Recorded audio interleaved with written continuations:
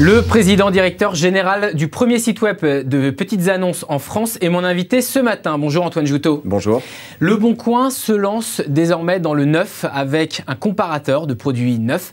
Est-ce qu'il n'y a pas un risque à ce que le Bon Coin devienne finalement un coin comme un autre ?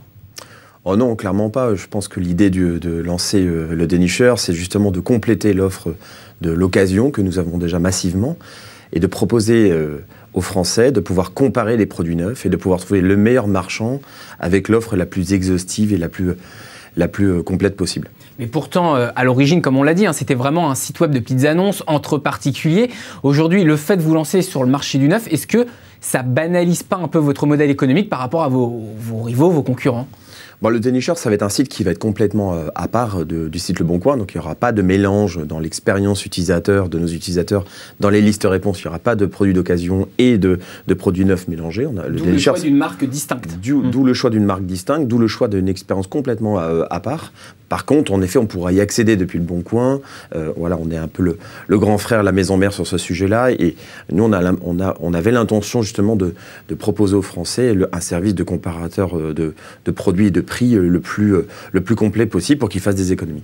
En 2016, Le Bon Coin, qui est toujours d'ailleurs une filiale de Schibsted, ce groupe norvégien, c'était 214 millions d'euros de chiffre d'affaires, soit 23% de croissance. Finalement, si vous vous lancez sur le marché du neuf, c'est quoi ? C'est que cette croissance, elle n'est pas aussi forte que ce que vous vouliez, c'est que vous étiez un peu en dessous de ce que vous auriez espéré et qu'il faut trouver des nouveaux relais, ou tout simplement c'est une continuité ?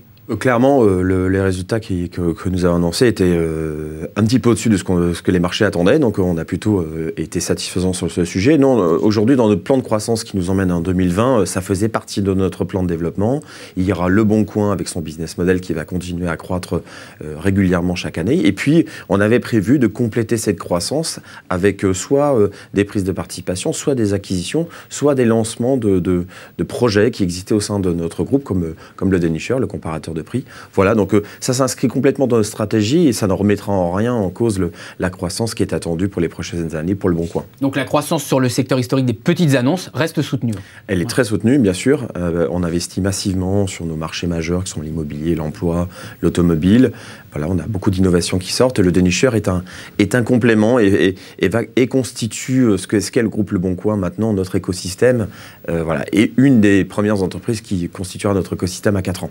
Un complément dans votre offre, est-ce que c'est également, et peut-être on s'en rend moins compte là tout de suite, mais peut-être un complément dans votre business model, c'est-à-dire que Le Bon Coin, ça reste des échanges d'argent et de produits entre particuliers, mais finalement, est-ce qu'avec ce comparateur de biens neufs, vous n'allez pas un petit peu, à terme peut-être, vers le transactionnel, c'est-à-dire des paiements sur Internet qui, eux, sont peut-être plus rémunérateurs que de l'achat de visibilité comme actuellement ? En effet, dans l'évolution naturelle du Bon Coin, ça sera évidemment d'intégrer et d'être de plus en plus proche de la transaction. Aujourd'hui, on permet 8 fois sur 10, nos utilisateurs se rencontrent pour effectuer une mise en relation, pour effectuer la transaction.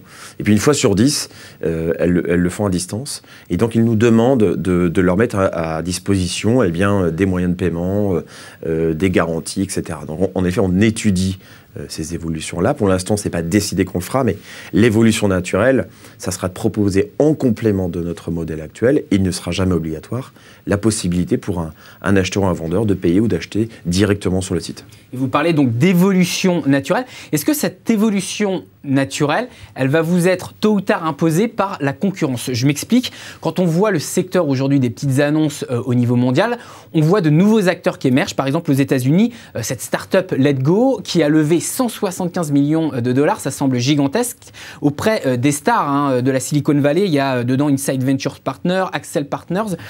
Ça vous oblige à innover, à aller plus loin aujourd'hui ? Oui, clairement, c'est un élément stimulant. Après, nous, on ne regarde pas vraiment ce qu'eux, ils sont en train de faire. On est, nous, déjà lancés sur notre modèle. Ces startups-là n'ont pas de business model aujourd'hui, donc il va falloir qu'elles le créent. Donc on verra quand elles seront... Ils sont en train de créer leur base utilisateur et puis souvent le business model peut venir après. Elles sont en train de créer leur base utilisateur, mais on verra quand elles seront obligées de monétiser. Aujourd'hui, elles n'ont pas... inventer une disruption sur ce marché. Ce qu'a fait Le Bon Coin... Ils introduisent de l'intelligence artificielle pour simplifier le poste des annonces. Bien alors sûr, que, par exemple, Le Bon Coin, ça reste encore très manuel. Vous allez... Aujourd'hui, les comparaisons qu'il y a de dépôt entre ces deux services-là sont assez proches en fait en temps de dépôt. Ce sont des technologies qu'on est en train de tester d'ailleurs sur une de nos applications qui s'appelle Sweepsy. Voilà, donc c'est quelque chose qui se fera sur le dépôt d'annonces, mais nous on pense qu'il n'apporte pas d'éléments de disruption majeur comme a fait le Boncoin il y a 10 ans en intégrant la gratuité. Voilà, on le prend au sérieux et de toute façon le Boncoin va beaucoup innover parce qu'il a les moyens, parce qu'il a le business model pour le faire. Donc même quand vous voyez ces grands fonds d'investissement, Accel Partners, New Enterprise Associates qui investissent dedans, vous nous dites qu'il n'y a pas de disruption majeure plus que ça, vraiment? Non, je pense que c'est une question aujourd'hui de positionnement marketing. C'est-à-dire qu'ils sont en train de lancer des applications qui ne sont pas tellement différentes des nôtres, en mettant beaucoup de marketing derrière.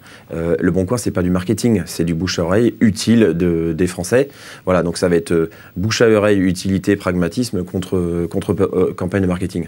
Allez Antoine Jouteau, tout dernier sujet pour conclure cette interview, la fiscalité qui fait beaucoup débat dans l'économie collaborative, dans cette économie d'échange de biens et de services entre particuliers. Bercy a récemment publié sur son site internet des fiches pratiques, justement pour que les internautes puissent savoir ce qu'il faut déclarer de ce qu'il ne faut pas déclarer. Enfin, comment gérer cette activité? On ne va pas rentrer dans les détails, ce serait trop long.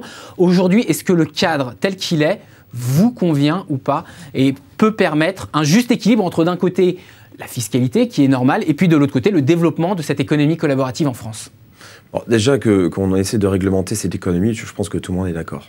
Ça, il n'y a aucune difficulté là-dessus. Ensuite, l'inquiétude que nous on a, c'est de savoir à qui ça va s'appliquer. Est-ce que ça va s'appliquer aux entreprises françaises et européennes ou est-ce que ça va s'appliquer aussi aux entreprises américaines?